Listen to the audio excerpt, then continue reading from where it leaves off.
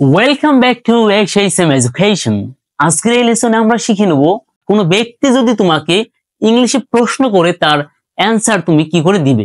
Suppose ধরো কেউ তোমাকে প্রশ্ন করলো হোয়াট ইউ লিভ, তাহলে এর অ্যানসারটা কি হবে।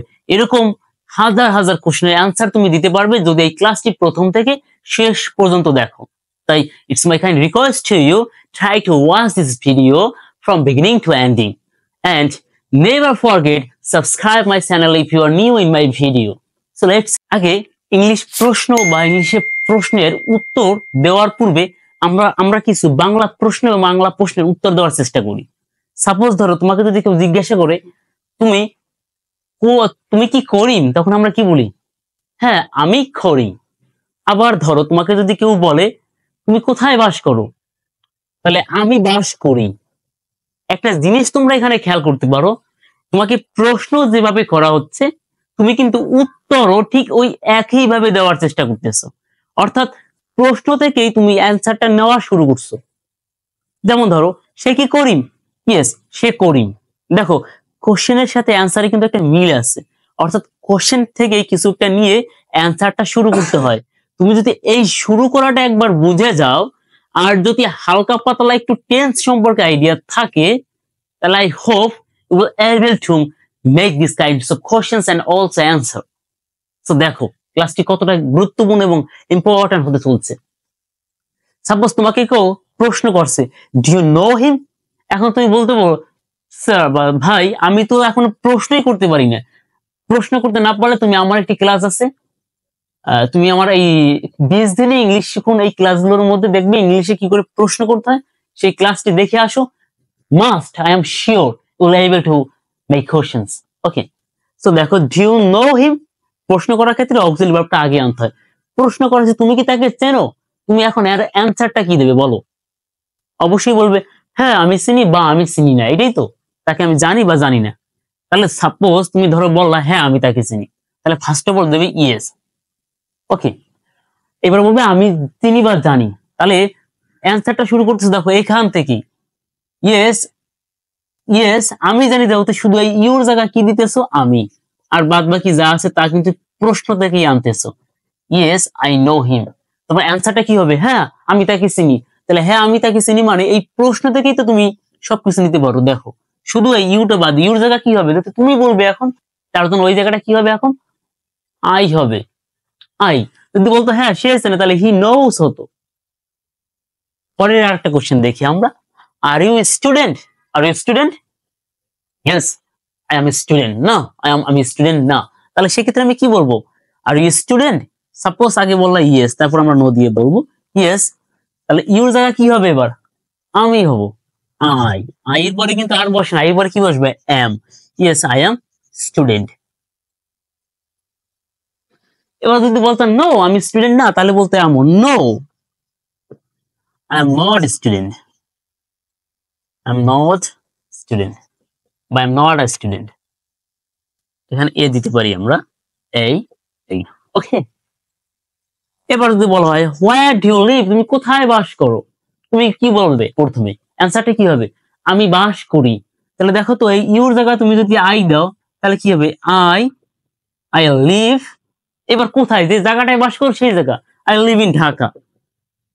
তাহলে ব্যাপারটা মজার ব্যাপারটা কি দাঁড়ালো, যে তুমি যখন এই কোনো প্রশ্নের উত্তর দিতে যাবে ঠিক তখন তোমার ওই প্রশ্ন থেকে এই অ্যানসারটা শুরু করতে হবে। অর্থাৎ যে লোকটাই তোমাকে প্রশ্ন করুক বা যে ধরনের কোশ্চেন করুক, আমরা প্রশ্ন থেকে অ্যানসার বলা শুরু করি। তাহলে দেখো ব্যাপারটা খুব সহজ লাগলো তো, যে কি করে এখন তুমি প্রশ্নের উত্তর। তো দেখো এরকম আমরা এখন কিছু বাক্য প্র্যাকটিস করি। Okay, let's see. When will you go, কখন তুমি যাবে, কখন তুমি যাবে। তাহলে তুমি কি বলবে? When will you go, কখন তুমি যাবে। তাহলে তুমি কি বলবে এখন? I will go না, তাহলে ইউ জায়গা শুধু কি দেবে? যে আমি যাব। তাহলে কি দেবে? I will। বর্তমানে শ্যাল উইল নিয়ে ততটা ঝামেলা নেই, একটা বসালেই হয়। তবে অ্যাকচুয়াল কথা হলো আই এর পরে শ্যাল বসে। তাহলে I shall go। তাহলে কখন যাবে? ধরো at 5 PM, at 5 PM। তাহলে আমি কটার সময় যাব? 5টার সময় যাব। কি করে অ্যানসারটা দিলাম এই জায়গা থেকে, কোশ্চেন থেকে কিন্তু আমি অ্যানসারটা নিলাম। আমরা যখন 9-10 পড়াশোনা করছি বা যখন আমাদের ফার্স্ট পেপার ছিল, ইংলিশ ফার্স্ট পেপার ছিল, সেখানে কিন্তু আমাদের প্যাসেজ থেকে অ্যান্সার লিখতে হতো। অ্যান্সার লেখা কিন্তু একটা খুব ভালো একটা ক্রাইটেরিয়া ছিল যে প্রশ্ন থেকে শুরু করতে হবে, প্রশ্নটা যেই টেন্সে থাকবে সেই টেন্সটাকে মেনটেন করতে হবে। মনে আছে তো? ঠিক এখানেও তাই, যে কোশ্চেনটা যেই টেন্সে থাকবে আমাকে সেই টেন্স মেনটেন করতে হবে এবং ওই ধারাবাহিকতায় ওই জায়গাটা যে স্ট্রাকচার দেওয়া থাকবে সেই স্ট্রাকচার সেই টেন্স মেনটেন করে you have to answer the questions. Okay, পরেরটা দেখো, what do you eat in the morning, তুমি সকালে কি খাও? তাহলে দেখো ইউর জায়গা কি হবে? আই হবে তো। তাহলে আই ইট, আমি খাই, কি খাও এখন বলো? আই ইট, আমি খাই, কি খাই? আই ইট রাইস, ধরো আমি ভাত খাই, ধরে নাও, আর বাদ বাকি যা আছে বসাই দাও। তাহলে দেখো প্রশ্নের অ্যান্সার দেওয়া হয়েছে তো, হয়ে গেল। এবার দেখো, ক্যান ইউ হেল্প মি, তুমি কি আমাকে সাহায্য করতে পারো? ইয়েস দিলা, হ্যাঁ বানাও, হ্যাঁ। তাহলে আই ক্যান হেল্প ইউ, হয়ে গেল। হোম ডু ইউ লাইক, কাকে তুমি পছন্দ করো? তাহলে ইউর জায়গা কি আসবে? আই, কারণ প্রশ্নটা তোমাকে করা হয়েছে, আই লাইক, আমি পছন্দ করি কাকে, জাস্ট বসাই দাও। আই লাইক সামন, যে কারো নাম দিয়ে দিতে পারো। ওকে, আই লাইক সামন বা I like Hena. Can you solve this, তুমি কি এটি সলভ করতে পারো? তাহলে আমি কি বলবো? Yes I can. তুমি বলতে পারো ইয়েস, ইজ দিয়ে প্রশ্ন অ্যান্সার দিতে পারো ইয়েস। ইউর জায়গা কি হবে? I can, yes I can, আমি পারি। আই ক্যান কি বাকি যা আছে তাই দিয়ে দাও। Yes I can solve this, yes I can solve this. তোমাকে যদি কেউ প্রশ্ন করে, can you call me? Yes I can call you. Do you know me? Yes I know you. How can I help you? Can I help you? Yes you can help me. Okay, did you go there, তাহলে কি হবে? দেখো এটা did আছে, verb two তে আছে। আমি প্রথমেই বলে রাখছিলাম একটি কথা, যে টেন্সটাকে মেইনটেইন করতে হবে কঠোরভাবে। তাহলে দেখো ইউ, ডিড ইউ গো দেয়ার, তুমি কি সেখানে গিয়েছিলে? ইয়েস, নো দিতে পারো, অ্যাজ ইউ উইশ, আমি শুধু ইয়েস দিচ্ছি, তুমি নো দিয়ে আনসার দিতে পারো। তোমার যদি মনে হয় না আমি সেখানে যাইনি, তাহলে তুমি অবশ্যই নো দিবে। ইয়েস আমি গিয়েছিলাম, তাহলে আই গো না হয় কি হবে জানো? আই ওয়েন্ট, আমি গিয়েছিলাম দেয়া, কারণ ভার্বের টুটাকে মেনটেন রাখতে হবে, ভার্বের টু। ওকে, এই যে গো এর ভার্বের টু হলো ওয়েন্ট, আমি গিয়েছিলাম। আবার যদি বলো না আমি যাইনি, তখন তোমাকে লিখতে হবে আই ডিডেন্ট গো। এটাকে বলা হয় নেগেটিভ করা, না বোধক বাক্য তৈরি করার ক্ষেত্রে পাস্ট টেন্স হলে, পাস্ট ইনডেফিনিট টেন্স হলে আমাকে ডিড নট আনতে হয়। নেগেটিভের ক্ষেত্রে কি আনতে হয়? ডিড নট আনতে হয়, এটা মনে রাখতে হবে। ঠিক প্রেজেন্টের ক্ষেত্রে আনতে হয় ডু নট বা ডাজেন্ট। ওকে, অর্থাৎ নেগেটিভ করতে হয় একটা নট এনে, এবং নটটা আসে তোমার অক্সিলারি ভার্বের সাথে। আর অক্সিলারি ভার্ব না থাকলে তখন আমাকে ডু, ডাজ বা ডিড আনতে হয়। যেহেতু পাস্ট ইনডেফিনিট টেন্সে কি নেই, অক্সিলারি ভার্ব নেই, তাই এখানে ডিড আনতে হয়, এবং প্রেজেন্ট ইনডেফিনিট টেন্সে আমাকে ডু বা ডাজ আনতে হয়। ক্লিয়ার কথা? তারপরে প্রশ্নের আনসার তোমরা দিবে। Have you learned spoken English, অ্যান্সারটা দিয়ে দাও। ইয়েস নো দিয়ে দেবে। ইয়েস, হ্যাঁ জানি, এটা জানি না। শুড হি গো, তার কি যাওয়া উচিত? তোমরা করবে এটা।